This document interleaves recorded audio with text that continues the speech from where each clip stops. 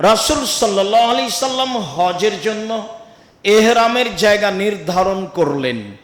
তাতে তিনি মদিনাবাসীর জন্য করলেন জুলহুলাইফা, মক্কা থেকে 450 কিলোমিটার দূরে। তাতে তিনি সিরিয়াবাসীর জন্য করলেন জোহফা, যা মক্কা থেকে 92 কিলোমিটার দূরে। তাতে তিনি নাজদ, মক্কা থেকে উঁচু এলাকাবাসীর জন্য নির্ধারণ করলেন কার্নো মানাজিল, 82 বা 83 কিলোমিটার দূরে। তাতে তিনি এমান, ভারত, বাংলাদেশ, পাকিস্তান, এমান এইসব দেশের জন্য নির্ধারণ করলেন এলামলাম, যা মক্কা থেকে প্রায় 72 কিলোমিটার দূরে। সম্মানিত দিনী ভাই বোন, তারপরে তিনি বললেন হুন্না লা হুন্না, এগুলো হলো এই এলাকার জন্য। ওলেমান আতা আলাইহিন্না, আর যারা এসব এরিয়া দিয়ে আসবে পৃথিবীর বিভিন্ন প্রান্ত হতে, তাদের জন্য এই এরিয়া, এগুলি জায়গা। যে যে পথ দিয়ে আসবে কাছাকাছি এরকম জায়গায় এসে তারা এহরাম বাঁধবে। তাতে তিনি বললেন আহলু মক্কা মিন মক্কা, মক্কার লোকেরা মক্কাতে ওই বাড়ি থেকে এহরাম বাঁধবে। সম্মানিত দিনী ভাই বোন, এহরামের জায়গা তিনি নির্ধারণ করেছেন। ভারত, বাংলাদেশ, পাকিস্তানের জন্য এহরামের জায়গা এলামলাম। বিমান জিদ্দায় পৌঁছার আনুমানিক 30-35 মিনিটের পূর্বে বলে, এখন থেকে নিয়ে 30 মিনিটের মধ্যেই বা 20 মিনিটের মধ্যেই বিমান এলামলামের উপর দিয়ে পার হবে। তখন আপনাকে বলতে হবে লাব্বাইক উমরাতান, আমি উমরার জন্য উপস্থিত। এহরাম বাঁধা মানে কোনো কিছু বাঁধা নয়, ব্যাগ বকচা নয়। এহরাম বাঁধা মানে এই বলা লাব্বাইক উমরাতান, আমি উমরার জন্য উপস্থিত। এরপরে সব চিৎকার করে বলতে হবে, যেটা একটু পরে বলছি। এরপরে এই দোয়া লাব্বাইক আল্লাহুম্মা লাব্বাইক, লাব্বাইক লা শারীকা লাক লাব্বাইক, ইন্নাল হামদা ওয়া নি'মাতা লাকা ওয়াল মুলক লা শারীকা লাক। আমি তোমার দরবারে উপস্থিত, আমি তোমার দরবারে উপস্থিত, প্রশংসা তোমার, অনুগ্রহ তোমার, রাজত্ব তোমার, কোনো শরীক নাই তোমার। এমন বলা বলতে হবে, মাঠ ঘাট ফাটিয়ে দিতে হবে। ইবাদত চিৎকার করে করতে হবে, এই ইবাদত ছাড়া আর কোনো ইবাদত এরকম নেই। নির্বাচন করে মিছিল করে তো অভ্যাস আছেই, তবে সমস্বরে চলে না, এটা এককভাবে চলে। দেখুন, খাল্লাদ ইবনে সাহেব তার পিতা থেকে বর্ণনা করেন, রাসূল সাল্লাল্লাহু আলাইহি ওয়াসাল্লাম বলছেন জানি জিবরাইল ফামারানি আন আমরা সাবি, জিবরাইল আমার কাছে এসে বললেন মুহাম্মদ সাল্লাল্লাহু আলাইহি সাল্লাম, আপনি আপনার সাহাবীদেরকে আদেশ করে দেন আইয়ারফু আসাতাম বিল ইহলাল ওয়াত তালবিয়া, তারা যখন এহরাম বাঁধবে তখন যেন চিৎকার করে বাঁধে, আর যখন তালবিয়া পড়বে তখন যেন চিৎকার করে পড়ে। আব্দুল্লাহ ইবনে উমর বলেন রাসূল সাল্লাল্লাহু আলাইহি সাল্লাম বলছেন জানি জিবরাইল, জিবরাইল আমার কাছে আসলেন, এসে বলছেন মুর আসাহবাকা, আপনি আপনার সঙ্গীদের বলেন, আপনি আপনার সঙ্গীদের আদেশ করেন ফাল ইরফাউ আসাতাহুম, তারা তাদের তালবিয়া যেন জোরে পড়ে। কেন? ফাইন্নাহা শিয়ানুল হজ্জে আও মিনাল হজ্জে, চিৎকার করে তালবিয়া পড়া হচ্ছে হজের প্রতীক, চিৎকার করে তালবিয়া পড়া হচ্ছে হজের চিহ্ন।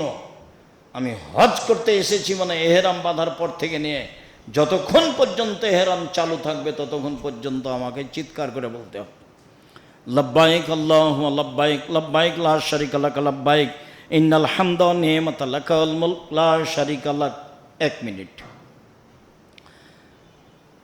যখন বিমান জিদ্দায় পৌঁছিবে এরকম কাছাকাছিতেই এহরাম বাঁধতে হবে, ঢাকায় নয়। ঢাকায় এহরাম বাঁধলে বিদাত হবে, তখন ইবাদত কবুল হবে না, এটাই। একাধিক কথা আছে ঢাকা বিমানবন্দরে, তা এখন বললাম না। 23 বছর থেকে একটা লোক ওখানে আছে, সবাইকে এখানে চিৎকার করে এহরাম বাঁধায়। তো আমি গতবার হজে পাথরটা মারবেন আল্লাহু আকবার বলে, এই পুরো সময়টা আপনার তালবিয়া চলবে। হোটেলে টয়লেটে পানি উঠে আছে কিনা বিবেচনা করা হবে না। ঢাকায় কত ঘন্টা পরে বিমান আমার এসেছে বিবেচনা থাক। 3 দিন পরে হলেও জিদ্দে যাব ইনশাল্লাহ, এটা দৃঢ়তা রাখেন। হজে বের হয়েছি, ঢাকা বিমানবন্দরে এমনিতেই পড়ে থাকবো কেন? ব্যবসা বাণিজ্য করেন তো, পড়ে থাকা অভ্যাস নেই? আমি তো পারি আলহামদুলিল্লাহ, আপনি আমার চেয়ে বেশি পারেন বলে আমার ধারণা।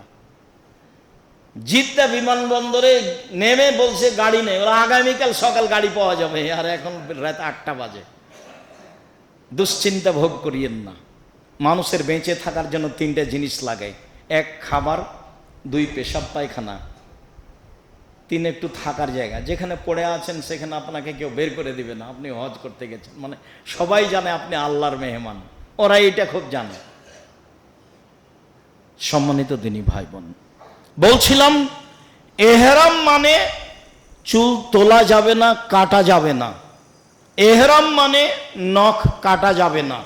এহরাম মানে গায়ে আতর লাগানো যাবে না। এহরাম মানে মাথা ও মুখ ঢাকা যাবে না পুরুষ মানুষ যে কোনো মূল্যে। এহরাম মানে কোনো মানুষের জন্য প্রাণী শিকার করা যাবে না। এহরাম মানে স্ত্রীর সাথে মজাক করা যাবে না। এহরাম মানে স্ত্রী মিলনে যাওয়া যাবে না, গেলে হজ বাতিল হবে, আবার সামনে বছর করতে হবে, এখানে জরিমানা নেই। এই জন্য মহিলাদের জন্য জরুরি, বাড়িতে যখন বের হবে ঢাকা বিমানবন্দর যাওয়ার আগেই আঠালো কিছু চুলে দিয়ে চুলটা শক্ত করে নেবে, যাতে করে এইরকমভাবে যখন তখন মাথার চুল খুলে গোসল করা না লাগে। এহরাম শেষ হবে তখন গোসল করতে হবে।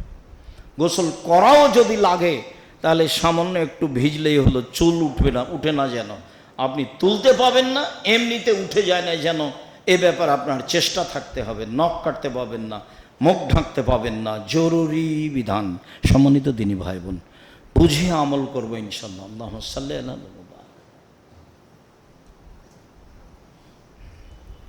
আলহামদুলিল্লাহ ওয়াহদা ওয়াসসালাতু ওয়াসসালামু আলা মান লা নাবিয়্যা বাদা।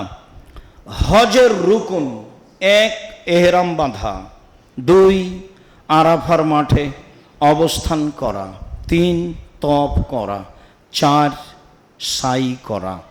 এই 4টা হচ্ছে হজের রুকুন। হজের 8টি ওয়াজিব জরুরি বিধান, যা না করলে কাফফারা দিতে হবে। 1 নির্ধারিত স্থানে এহরাম বাঁধতে হবে। লোকটাকে আমি বললাম ঢাকা হাজি ক্যাম্পে আপনি এহরাম বাঁধাচ্ছেন কেন, এভাবে এখানে লাব্বাইক বলাচ্ছেন কেন? তো বলছে যে ঘুমের ঘরে যদি পার হয়ে যায়, ঘুমের ঘরে যদি পার হয়ে যায়। আরে ঘুমের ঘরে পার হয়ে গেলে তার ব্যবস্থা আছে, জরিমানা দিতে হবে। এখানে এহরাম বাঁধার যে অপরাধ, তার সমাধান কি বলেন দেখি? আল্লাহ নবী বললেন যে এলামলাম, আপনি বলছেন ঢাকা হাজি ক্যাম্পে চলবে। আমি বলছি এটার প্রমাণ কি? তখন আমাকে বলছে বাড়ি থেকে এহরাম বাঁধলে চলবে। বলে ধর্ম কি আপনার বাবার? বাড়ি থেকে এহরাম বাঁধলে চলবে মানে? কে বললো এই কথা? বলছে এহরাম এই জন্য বাঁধতে হবে যে ঘুমের ঘরে পার হয়ে যায়, এলামলাম যদি পার হয়ে যায়, এলামলাম যদি ঘুমের ঘরে পার হয়ে যায়, তারও বিধান আছে, সেটা হলো জরিমানা। জরিমানা দিতে হবে, একটা দম দিতে হবে। কিন্তু ঢাকায় হাজি ক্যাম্পে এহরাম বাঁধলে যে ভুল হবে তার জরিমানা কি? ও কি উত্তর দিবে? ও কি জানে? যারা সহযোগিতা করছে তারাই বা কি জানে? পীর দিয়ে ধর্ম চলে না, বুজুর্গানের দিন দিয়ে ধর্ম চলে না। যেই ধর্মে 1 গ্লাস পানি পান করলে 5টা বিধান লাগে, যেই ধর্মে পেশাব পায়খানা করতে বসলে 10টা বিধান লাগে। খালি পেশাব পায়খানা করতে বসলে 10টা বিধান লাগে, অবাক হবেন আপনি। সেই ধর্ম বুজুর্গানের দিন দিয়ে চলে, পীর দিয়ে চলে, মাঝহাব দিয়ে চলে? অসম্ভব। একজন মানুষ দিয়ে চলে, যার নাম মুহাম্মদ সাল্লাল্লাহু আলাইহি সাল্লাম। তো এহরাম নির্ধারিত স্থানে বেঁধে হারামে চলে গেলাম। হারামে গিয়ে হোটেলে উঠে স্বাভাবিক মতো থাকেন। এরপরে শরীরে যখন একটু ফুর্তি গতি ভালো এসেছে, গোসল টোসল করার পরে হুড়মুড় করে যাবেন না। হারামে গিয়ে প্রথম কাজ হলো তওয়াফ। প্রথমে গিয়ে যেই দিকে হাজরা আসওয়াদ আছে, কালো পাথর, সেই দিকে ডান দিকে 1 2 3 4 তলা পর্যন্ত সবুজ বাতি দেওয়া আছে। বাম দিকে দেখলেই হাজরা আসওয়াদ। সেখান থেকে কথা শুরু হচ্ছে এখন। জরুরি কথা। আল্লাহ আকবার বলে তওয়াফ শুরু হবে। আসলে চুমা দিয়ে তওয়াফ শুরু হবে। চুমা যদি মুখে দেওয়া না যায় তাহলে লাঠি কালো পাথরে ঠেকিয়ে লাঠিকে চুমা দিতে হবে, বা হাত কালো পাথরে লাগিয়ে হাতে চুমা দিতে হবে। যখন নিজেও চুমা দিতে পারলাম না, হাত লাগিয়ে হাতেও চুমা দিতে পারলাম না, যখন লাঠি লাগিয়ে লাঠিতেও চুমা দিতে পারলাম না, তখন কি হবে? তখন শুধু প্রথমবারে হাজের আসওয়াদের দিকে মুখ করে বিসমিল্লাহ আল্লাহু আকবার দিয়ে শুরু হলো। প্রথমবার বিসমিল্লাহ, বাকি আর বিসমিল্লাহ নয়, শুধু আল্লাহ আকবার। এইবার মুখে হাত নিয়ে আসা হবে না। কেন? যদি পাথরে চুমা দিতাম ভালো, যদি হাত লাগাতাম হাতে চুমা দিতাম ভালো, যদি লাঠি লাগাতে পারতাম তাহলে লাঠিতে চুমা দিতাম ভালো। যেহেতু একটাও হয়নি, এখন আর হাতে চুমা দেওয়া যাবে না। দুই হাত তো বহু দূরের কথা, শতবার তো আল্লাহ আকবার বহু দূরের কথা। আপনি গেলে দেখেছেন কি যে করছে মহিলা পুরুষ, আল্লাহ আল্লাহ, মানে সবাই দুর্বল। আমার বুঝে শতকরা 95 জন মানুষের হজ হয় না। হয় সে মুশরিক, না হয় সে বেদাতি। হয় সে মুশরিক, না হয় সে বেদাতি। আর শতকরা 99 জন মুআল্লিম ভালো নয়, বা 1999 জন মুআল্লিম ভালো নয়, তার লক্ষ্য উদ্দেশ্য ভালো নয়। দু একজন নাই সে কথা বলছি না, আছে। আল্লাহু আকবার বলে তওয়াফ শুরু হলো। তওয়াফ। আব্দুল্লাহ ইবনে উমর বলেন, রাসূল সাল্লাল্লাহু আলাইহি ওয়াসাল্লাম বলেছেন যে মান তাওফা বিহাযাল বাইত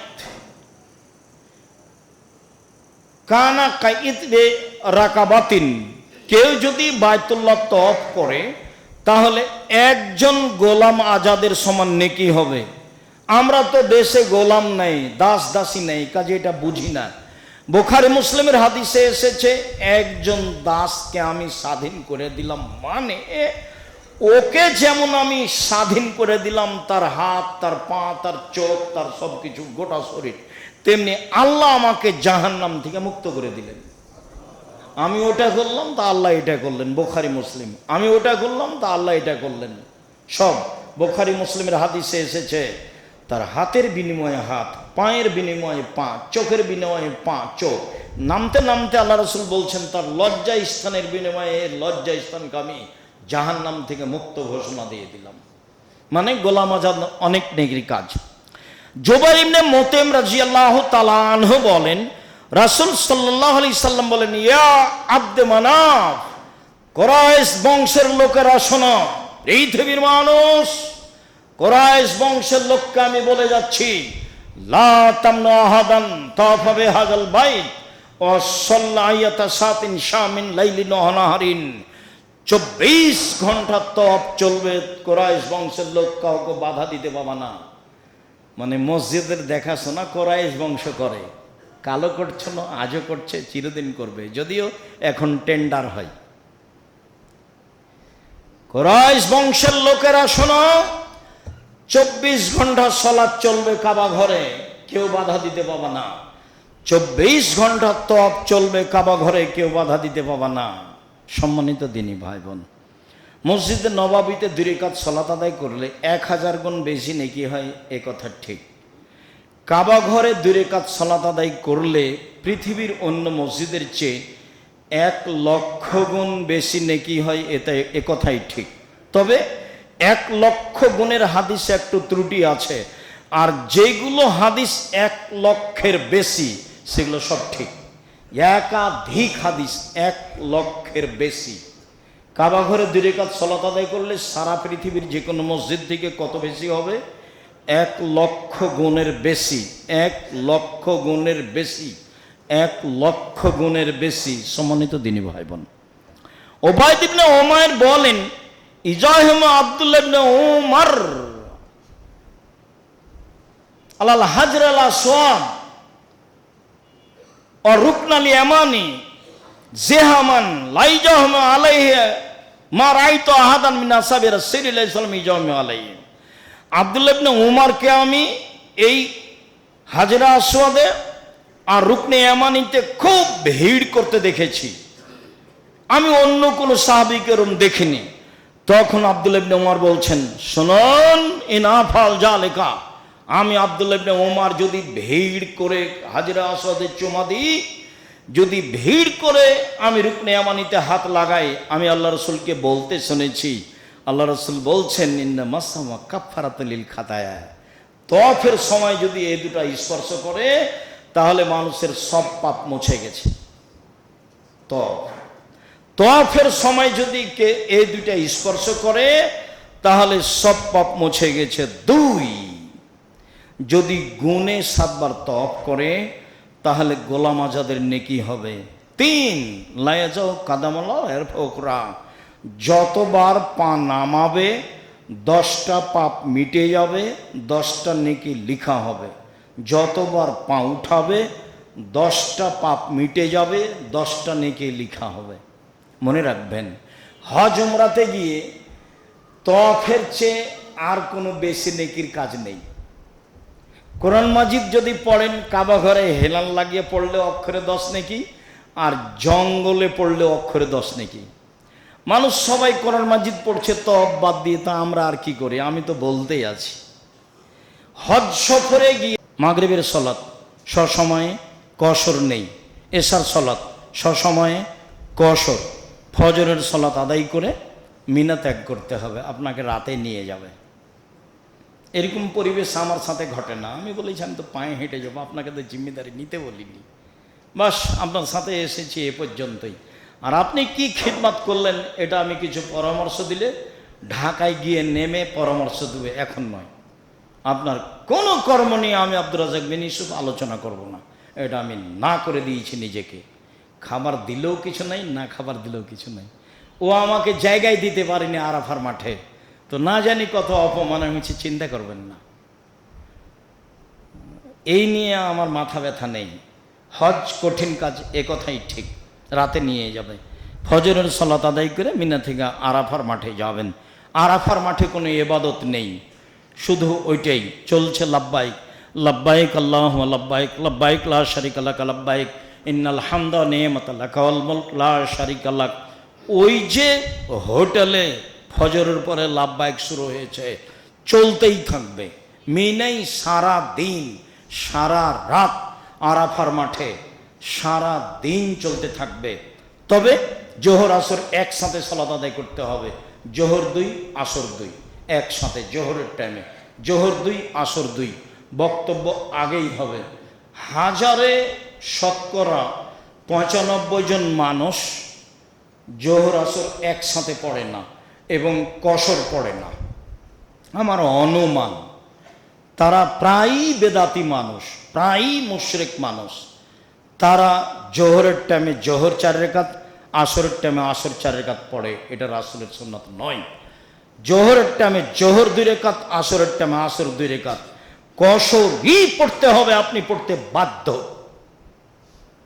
যারা মক্কা থেকে হজ করতে এসেছে তাকেও কসর পড়তে হবে। চাঁপাই নবগঞ্জের ভাষা তো আপনি তো কসর পড়বেনই, আপনার বাপকে পড়তে হবে। তার নাম আরাফার মাঠ। আরাফার মাঠে কসর পড়তে হবে, জোহর 2 রাকাত, আসর 2 রাকাত।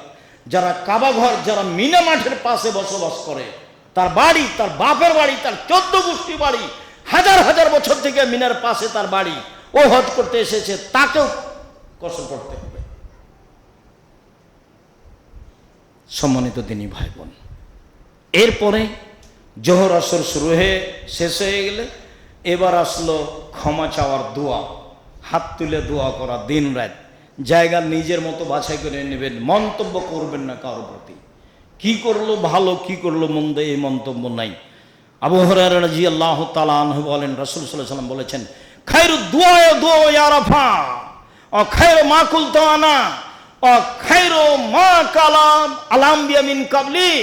সবচেয়ে উত্তম দোয়া হচ্ছে আরাফার মাঠের দোয়া। সবচেয়ে উত্তম দোয়া যেটা আমি বলেছি, সবচেয়ে উত্তম দোয়া যেটা আমার পূর্বে সব নবী বলেছেন, লা ইলাহা ইল্লাল্লাহু ওয়াহদাহু লা শারীকা লাহু লাহুল মুলকু ওয়া লাহুল হামদু ওয়া হুয়া আলা কুল্লি শাইইন কাদির। এটাই দোয়া যেটা আপনার জানা আছে। এটাই নবী বলেছেন, এটাই ইব্রাহিম আলাইসাল্লাম বলেছেন, এটাই আদম আলাইসাল্লাম বলেছেন, এটাই আরাফার মাঠে সবচেয়ে উত্তম দোয়া। আর লাব্বাইক আছেই, লাব্বাইক আল্লাহুম্মা লাব্বাইক, লাব্বাইক লা শারিকা লাক লাব্বাইক, ইন্নাল হামদা ওয়া নি'মাতা লাকা ওয়াল মুলক লা শারিকা লাক। আপনি আমার দিনী ভাই, আপনি আমার দিনী বোন, হোটেলের সমস্যা যেন আপনার লাভবাহিক বন্ধ করতে না পারে। বউ হারিয়ে গেছে, পাওয়া যাবে একদিন, চিন্তা করবেন না, লাভবাহিক বন্ধ করা যাবে না। স্বামী হারিয়ে গেছে, পাওয়া যাবে 2 ঘন্টা 1 ঘন্টা 2 দিন পরে। হারাবে এ কথাই ঠিক, পাওয়া যাবে এ কথা ঠিক, এটাই বেশি সম্ভাবনা। লাভবাহিক যেন আপনার বন্ধ না হয় কোনো পরিস্থিতির কারণে, এটাই হচ্ছে হজের প্রতীক। রাসূল সাল্লাল্লাহু আলাইহি সাল্লাম বলছেন, মা কাব্বারা মুকাব্বিরুন ইল্লা আবাতি শামসু বিজুনুবিহি। মানুষ যখন তাকবীর পাঠ করে তালবিয়া, তখন তালবিয়ার শেষে সূর্য ডুবলে সব পাপ মুছে যায়। রাসূল সাল্লাল্লাহু আলাইহি সাল্লাম বলছেন, মা কাব্বারা মুকাব্বিরুন ইল্লা লাহুল জান্নাহ। যখন কেউ তালবিয়া পাঠ করে তখন তার জন্য জান্নাত ঘোষণা হয়। রাসূল সাল্লাল্লাহু আলাইহি সাল্লাম বলেন, মা মিন মুলাব্বিন ইলাব্বি ইল্লা লাব্বা মানানি ইয়ামিনিহি আন শিমালিহি। যখন মানুষ তালবিয়া পাঠ করে তখন মাটি, বাড়ি, পদার্থ, জড় পদার্থ, জীব জন্তু সব তার সাথে তালবিয়া পাঠ করে, করতে করতে করতে করতে তার তালবিয়ার সাথে সারা পৃথিবী অংশগ্রহণ করে। এ কথা আমি বলিনি, এ কথা মুহাম্মদ সাল্লাল্লাহু আলাইহি ওয়াসাল্লাম বলেছেন। মুখ বন্ধ করে থাকবেন না পরিস্থিতিতে, মুখখান চুপটি করে থাকবেন না পরিস্থিতিতে। খাবার আছে কিনা এ বিবেচনার সুযোগ নেই, টয়লেটে পানি উঠেছে না এ বিবেচনার সুযোগ নেই, বউ হারিয়ে গেছে ভাবতে হবে এ বিবেচনার সুযোগ নেই। মুখে সব সময় চলবে লাব্বাইক আল্লাহুম্মা লাব্বাইক, লাব্বাইক লা শারিকা লাক লাব্বাইক, ইন্নাল হামদা ওয়া নি'মাতা লাকা ওয়াল মুলক লা শারিকা লাক, লা ইলাহা ইল্লাল্লাহু ওয়াহদাহু লা শারিকা লাহু, লাহুল মুলকু ওয়া লাহুল হামদু ওয়া হুয়া আলা কুল্লি শাইইন কাদির। হাত তুলে দোয়া করবেন, মাঝে মধ্যে হাত ক্লান্ত হয়ে গেলে আবার সূর্য ডুবা পর্যন্ত। দিন যত যাবে ক্ষমার গতি তত বেশি হবে, দিন যত যাবে ক্ষমার গতি তত বেশি হবে। আবু হুরায়রা রাদিয়াল্লাহু তাআলা আনহু বলেন, ইয়ানজিলু রাব্বুনা তাআলা ইলা সামাই দুনিয়া। যখন আপনি আরাফার মাঠে দাঁড়ান তখন আল্লাহ প্রথম আকাশে নেমে আসেন। নেমে এসে জিবরাইল মিকাইলকে বলেন, উনজুর ইলা ইবাদি, দেখো ফেরেশতারা আমার দাস দাসীকে দেখো। কি বলে তারা? শোষণ গোবরা, এলোমেলো চুলে ধুলাবালি মেখে আরাফার মাঠে কি বলে তারা? এলোমেলো চুলে ধুলাবালি মেখে, কাদ গাফারতু লাহুম, আমি তাদের ক্ষমা করে দিলাম। আদাদা কাতরি সামায়ে, আকাশের মেঘের ফোঁটা সমপরিমাণ পাপ হলেও ক্ষমা করে দিলাম। বালুর স্তূপে যত কণা বালু আছে সমস্ত পরিমাণ পাপ হলে আমি ক্ষমা করে দিলাম। জিবরাইল মিকাইল শোনো, এ আমার দাস দাসী কি বলে তারা? এলোমেলো চুলে ধুলাবালি মেখে যা বলে সেটাই গ্রহণ করলাম, আমি তাদের ক্ষমা করে দিলাম। হোক না তাদের পাপ মেঘের বৃষ্টির সমান, হোক না তাদের পাপ, হোক না তাদের পাপ বালু কণার সমান, আমি সব ক্ষমা করে দিলাম। মা মিন ইয়াউমিন আকসারা মিন ইতাকাল্লাহু মিনান নারে আবদান মিনান নারে। আরাফার মাঠে যত মানুষ ক্ষমা পায় পৃথিবীতে আর কোনোদিন মানুষ তত ক্ষমা পায় না। যখন রাসূল সাল্লাল্লাহু আলাইহি সাল্লাম বললেন যে আল আমালুস সালিহ ফিহিন্না আহাব্বু ইলাল্লাহি মিন হাজিল আইয়াম, যুলহিজ্জার 10 তারিখের নেকি আল্লাহর কাছে যত প্রিয়, আর কোন নেকি আল্লাহর কাছে তত প্রিয় নয়। যুলহিজ্জার 10 তারিখ পর্যন্ত নেকি আল্লাহর কাছে যত প্রিয়, পৃথিবীর আর কোন নেকি আল্লাহর কাছে তত প্রিয় নয়। তখন বিদ্বানগণ বললেন, রামাজানের শেষের দশকের চেয়েও কি যুলহিজ্জার প্রথম 10 বেশি উত্তম? তখন আল্লাহ রাসূল বললেন, হ্যাঁ। জিহাদের চেয়েও? হ্যাঁ। কেন? রমজান মাসের শেষ দশকে একটা কাজ আছে, সেটা হলো লাইলাতুল কদর। আর যুলহিজ্জার শেষ দশকে 3টা কাজ আছে। 1 কুরবানি, 2 হজ, 3 আরাফা।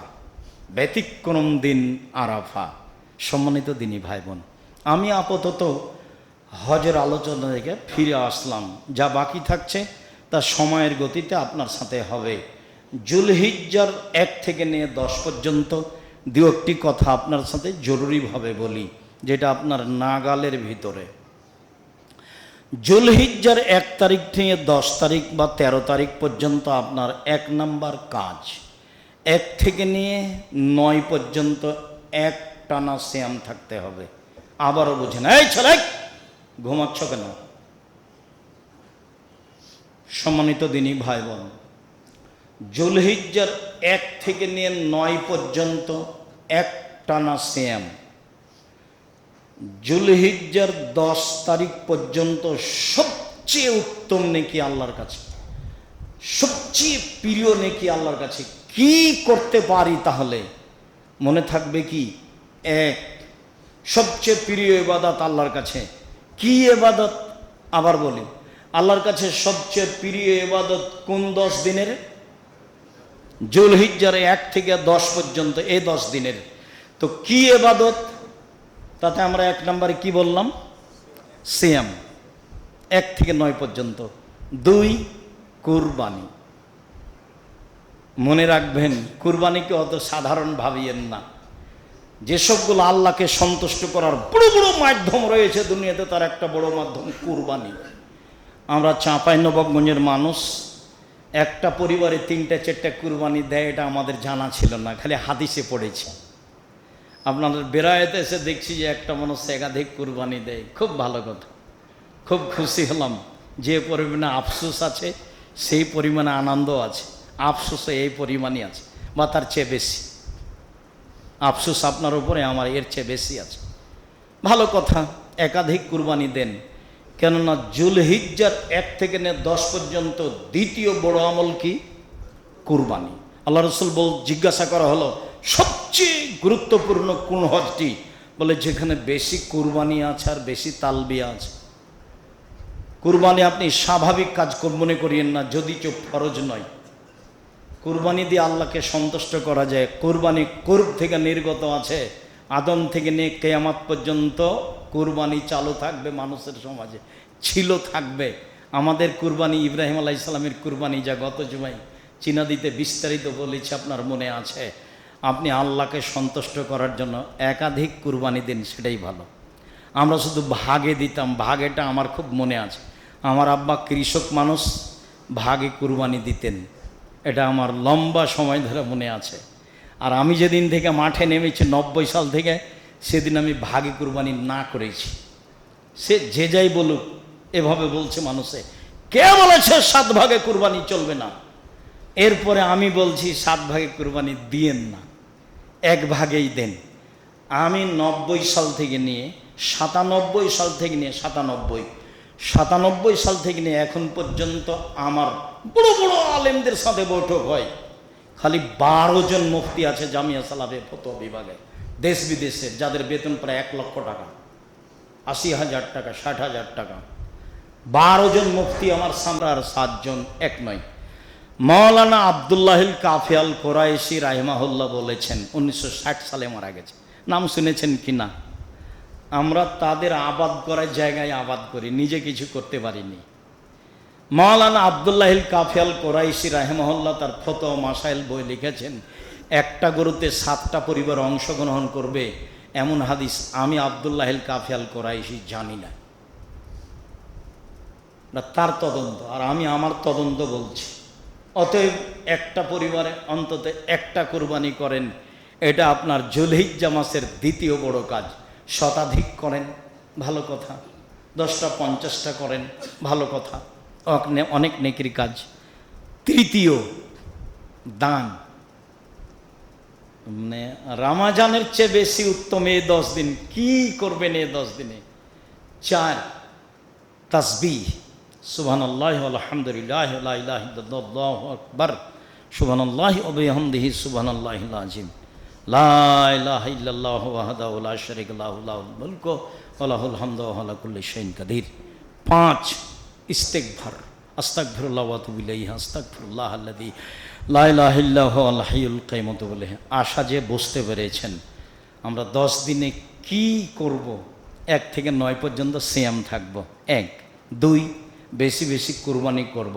3 বেশি বেশি দান খেরাত করব। 4 বেশি বেশি তাসবিহ পাঠ করব। 5 জিকির আজকার করব। আশা যে বুঝতে পেরেছেন। আফসোস, আমরা যে মসজিদে সালাত আদায় করি আমাদের গ্রামে, দেবীনগর, চাঁপাই নবাবগঞ্জ, রাজশাহী, 100 বছর থেকে আছে অনুমান, তার চেয়ে বেশি হবে। আমাদের যেটা মাদ্রাসা, দেবীনগর মাদ্রাসা, আমাদের পাশের গ্রামে, তার বয়স 250 বছর। 250 বছর। আমার আব্বা চাষি মানুষ, মাদ্রাসাতে 3 বিঘা জমি দেওয়ার, এসব জায়গাতে আমি জমি দিতে দেখেছি আমার আব্বাকে, এবং ঈদগাহ মাঠে আমার আব্বাকে জমি দিতে দেখেছি, কিন্তু মসজিদের নামে আমার আব্বাকে আমি কোনোদিন জমি দিতে দেখিনি। 100 বছর আমাদের মসজিদটার বয়স, আর আমার বয়স চলছে 60, প্রায় পার হতে চলেছে। তাতে আমি এই মসজিদে আমাদের 1 শতক জমি আছে তা আমার জানা নাই। 1 শতক জমি আমাদের মসজিদে আছে তা আমার জানা নাই, কিন্তু আমাদের মাদ্রাসাতে অনেক জমি আছে। এখানে মসজিদের নামে জমি আছে কিন্তু মাদ্রাসা নাই। এ যাবৎ একটা মাদ্রাসা হয়েছিল, সেটা আলিয়া হয়ে গেছে। এর জবাব আপনাদের কাছে কি আছে? আজ থেকে নিয়ে 12 বছর আগে আমি মোশাররফকে চাপ দিয়ে বলেছিলাম যে ওখানে মাদ্রাসা না করে বেদগাড়াই করি, ব্যবস্থা করেন। সফল হতে পারেনি। একজন চাইলে 10 জন চায় না। আর এত শক্ত কথা আমাকে ফেরত নিতে হবে না, আপনাকেই ফেরত নিতে হবে। আমি তো জেনে শুনে এসে বলছি, এমনি বলিনি। সম্মানিত দিনী ভাই বোন, মসজিদের নামে এত জমি মাদ্রাসার নামে নাই কেন? কি জবাব তার আপনার কাছে? মাদ্রাসা নেই কেন? আপনি মনে করেন এই মসজিদে যত টাকা আছে আপনি মাদ্রাসা লাগাতে পারবেন? মসজিদের টাকা সবচেয়ে উত্তম, এটা নিচের দিকে নিয়ে যাওয়া যাবে না। নিচেরটা উপর দিকে নিয়ে যাওয়া যায়, কিন্তু উপরেরটা নিচে নিয়ে যাওয়া যাবে না। এইসব জমি জায়গা কি করবেন? 20 বছর 50 বছর পরে এইসব জমি জায়গা হারিয়ে যাবে, দলীয় কোটি মানুষ বিক্রি করে দেবে, সেদিন আপনি টিকাতে পারবেন না। মাদ্রাসা করেননি কেন? মাদ্রাসা নেই কেন? কি জবাব আছে আপনার কাছে? কি জবাব আছে আপনার আব্বার কাছে? যারা চলে গেছে তাদের কাছে কি জবাব ছিল? ভুল হিসাব। আমি তো মনে করি বিরায়াত আহলে হাদিস হিসেবে সবচেয়ে ঐতিহ্যবাহী গ্রাম সারা বাংলাদেশ আমি তলিয়ে দেখেছি, তাতে সবচেয়ে গুরুত্বপূর্ণ ঐতিহ্যপূর্ণ জায়গা হলো বেরায়েত। তারাই সঙ্গবদ্ধ, একসাথে সব মসজিদে আজান হয়, বেশ খাওয়া দাওয়া বেশ ভালোই হয়, সব কিছু নিয়মকানুন, একসাথে ঈদের মাঠ হয়, ভালোই আছে। এর চেয়ে পরেরটা বলা যেতে পারে টাঙ্গাইল, কিছু হয়নি, খালি মসজিদ। তাই মসজিদের গর্বের কোনো শেষ নেই। এক পর্যায়ে কিছু বলা হলে মনটা খারাপ করেছিল, তখন আমি বলছি মন খারাপ করছেন কেন? মসজিদের গর্ব কিসের? জামিয়া সালাফে রাজশাহীতে মসজিদ আছে 100 বিঘা, 90% জমির উপরে, 4 তলা, 90% জমির উপরে রাজশাহীতে মসজিদ আছে। 50 বিঘা জমির উপরে মাদ্রাসা, 2200 ছেলে আছে, 1000 মেয়ে আছে, 700 মক্তব চলে জামিয়া সালাফে। 700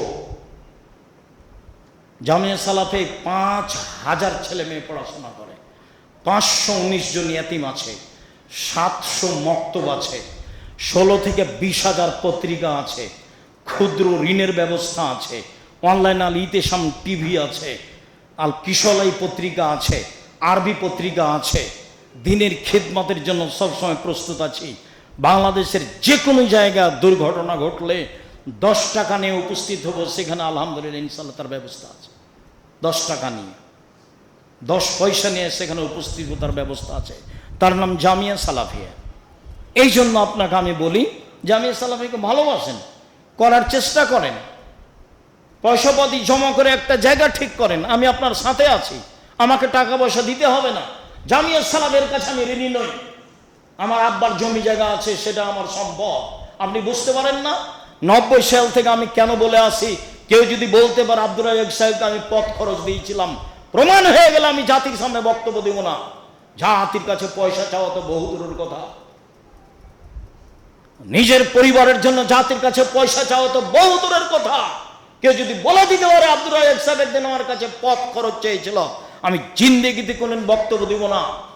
আমার মনে বড় সাহস আছে, আমি দিন প্রচারের জন্য প্রতিষ্ঠান গড়তে পেরেছি, পারবো ইনশাআল্লাহ। বাংলাদেশের সর্ববৃহৎ প্রতিষ্ঠান জামিয়া সালাফিয়া, শিরক মুক্ত প্রতিষ্ঠান জামিয়া সালাফিয়া, বিদআত মুক্ত প্রতিষ্ঠান জামিয়া সালাফিয়া, দল মুক্ত প্রতিষ্ঠান জামিয়া সালাফিয়া, সংগঠন মুক্ত প্রতিষ্ঠান জামিয়া সালাফিয়া, হিংসা মুক্ত প্রতিষ্ঠান জামিয়া সালাফিয়া, দেশের সর্ববৃহৎ প্রতিষ্ঠান জামিয়া সালাফিয়া। দিনের দিন প্রচারের জন্য যা আপনি চাইবেন সব ব্যবস্থা আল্লাহ করে দিয়েছে। এখানে অসহায় মানুষের ব্যবস্থা করেছে। এখানে 519 জন ইয়াতিম আছে, 519 জন। পয়সা আমি দিই, আমি তো ব্যবসা করি না, পয়সা আপনি দেন, বেরায়তের লোক দেয়, আরো দেশবাসী দেয়।